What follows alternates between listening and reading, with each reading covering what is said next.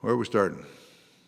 Right here, Dave. Well, yeah, you always say you like challenges and that good teams overcome injuries. Well, you're testing that again tonight. You add another young defenseman, one that you really haven't seen. Give us your thoughts on Nima Leinen and having such a young D-core tonight.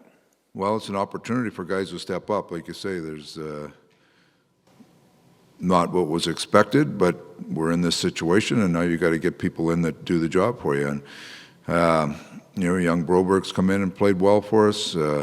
Bush from the start of the year has been a good player for us, and Nima Leinen is probably the most physical of all the players coming.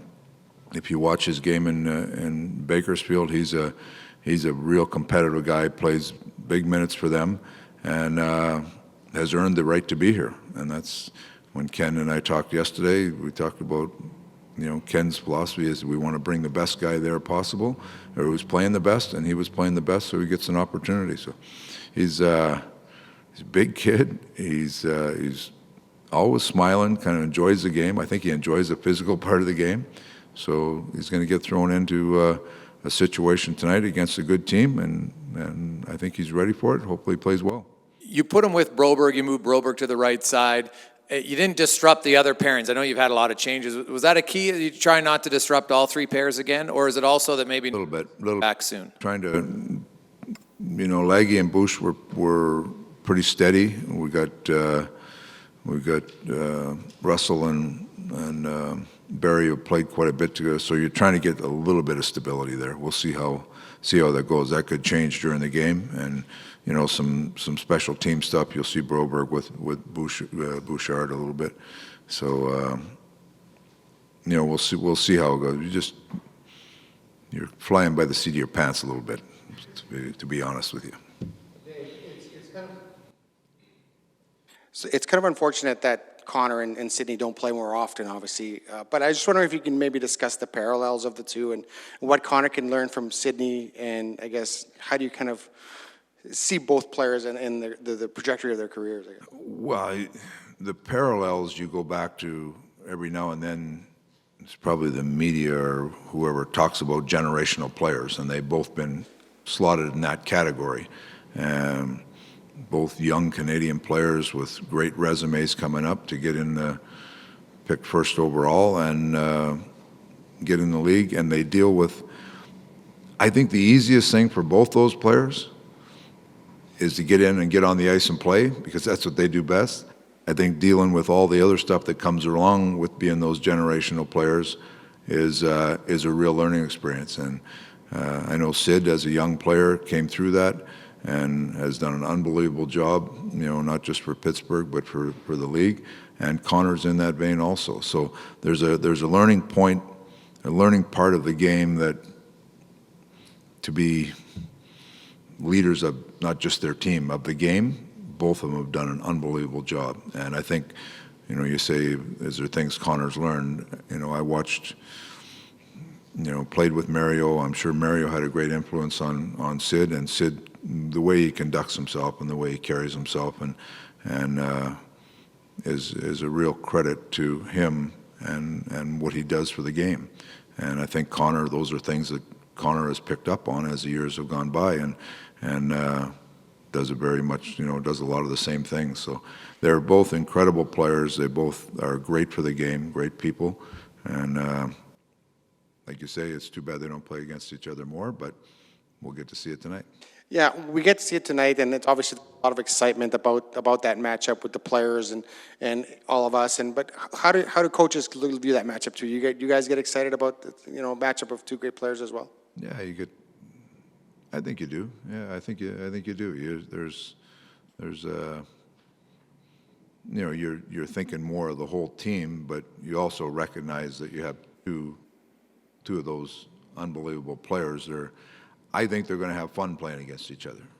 I think they obviously know each other well, and they're going to be teammates in the Olympics. But I think they have fun and they compete against each other, and it's good for everybody. It's probably fun for them and good for everybody else.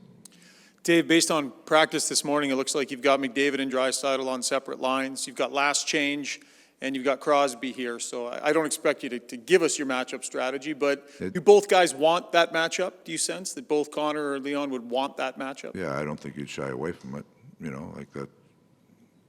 Top players want to play against top players all the time. That's the way it goes. Depends how this game's going and depends how the other matchups come to fruition. There's a lot of factors that come into it, but I don't think either team is going to shy away from playing their top players against top players. With that in mind, top players want to play against other top players. What have you seen from Connor over the years when there are high-end guys on the other side and his ability to rise to that? I think they're engaged all the time with that. One of the things that we talked yesterday about Sid is, as his game has evolved from a young player, there was always things he worked on and improved his game at. And I see Connor the same vein, and we talked a little bit. It was a face-offs early on in Sid's career. It was an area that he had to improve, and we've talked about that with Connor. And now I think he's 53, 54%. So those top players, they find ways to improve, even though their game is at a level that is very high. They find ways to improve. So when they get to play against each other, there's a little bit of that street cred on the line, and it's fun to watch. Street cred. Hi, Dave. It's always unnerving when there's a COVID result in your room, but it looks like you guys are one and done on that front. Is that maybe the result of... Yeah, I was going to do that. We'll see. Is that the result of the diligence that's going on back there? Well, Doc Nadeau and TD do an unbelievable job, just in making sure that the protocols are followed, and unfortunately, we had the one case. We've had some guys with COVID, in the summer and that, but nothing that's really gone through our dressing room. So we, hopefully we took some steps to nip it in the bud right away. We'll see. It's those things you never know, So it's unfortunate. CC came down positive. We'll deal with it, and hopefully we can keep the rest of it out. But we'll deal with that if it comes along. Yeah, obviously, things are a little bit locked down a little more now in the wake of that. Yeah, I mean, it's when you do get a positive case, there's certain things that you jump on and make sure that we're staying on top of, just to do whatever you can to stop a spread. Dave, how long does CC have to stay off? Does he need 2 straight, tests where he's not positive? I believe it's 10 days. And then having the tests, the negative tests from there. That's the word that I got. Now, can it become sooner? I think we'll follow the protocols right to the end. So we'll see. And there's lots of talk about Connor versus Crosby. Do you suppose Leon Draisaitl is sitting back there thinking, maybe I'll steal their thunder? Well, I think the reason you talk about Connor and Sid is they're both Canadian kids, right? I think you're exactly right. I think Leon is right in that conversation. So, but you're talking about the parallels of Connor and Sid, both first picks overall. I mean, Canadian kids. That's probably why it gets the highlight. But I'm sure Dry takes notice of that. So.